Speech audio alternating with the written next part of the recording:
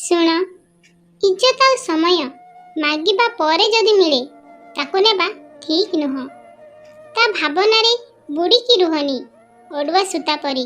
ମାନୁଛି ସଜାଡ଼ି ହେଲେ ଅଲଗା ହେଇଯିବ, ହେଲେ ଅସଜଡ଼ା ରହିଲେ ତମେ ଭାଙ୍ଗିଯିବ।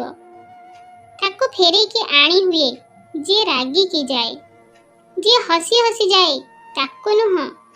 ସେ କେବେ ଫେରିକି ଆସେନି।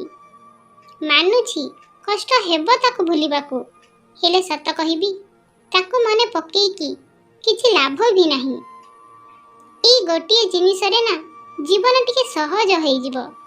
ମାନୁଛି ନୀରବତାକୁ ଶୁଣା ଯାଇପାରିବନି, ହେଲେ ବୁଝା ଯାଇପାରିବ। ତମକୁ ଚାହୁଁଥିବା ଲୋକ ଆଗ ପରି କଥା ନ ହୁଏ କି ବାରମ୍ବାର ଇଗ୍ନୋର କରେ, ତ ଜାଣିଛ ନା କ'ଣ କରିବ?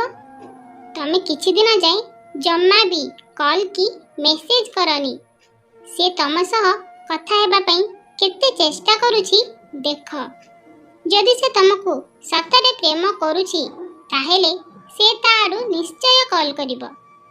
ତଥାପି ଯଦି କଲ୍ ନ ଆସେ ତେବେ ତମେ କେବେ କଲ୍ କରିବନି।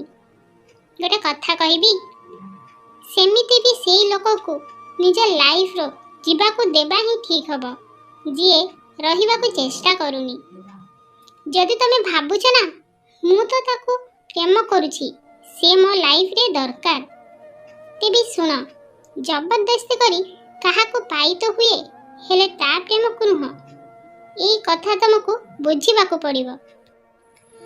ଯିଏ ଆମ ଭାବନାର ମୂଲ୍ୟ ବୁଝିପାରୁନି ତା ପଛରେ ଯିବା ପ୍ରେମ ନୁହଁ, ପାଗଳାମି ହୋଇଥାଏ। ନିଜ ହୃଦୟର କଥା କେବେ ତାକୁ ଜଣାଅନି ଯିଏ ତମ କଥା ଶୁଣୁଛି। ହୃଦୟର କଥା ତାକୁ କୁହ ଯିଏ ତମ କଥା ବୁଝିପାରୁଛି।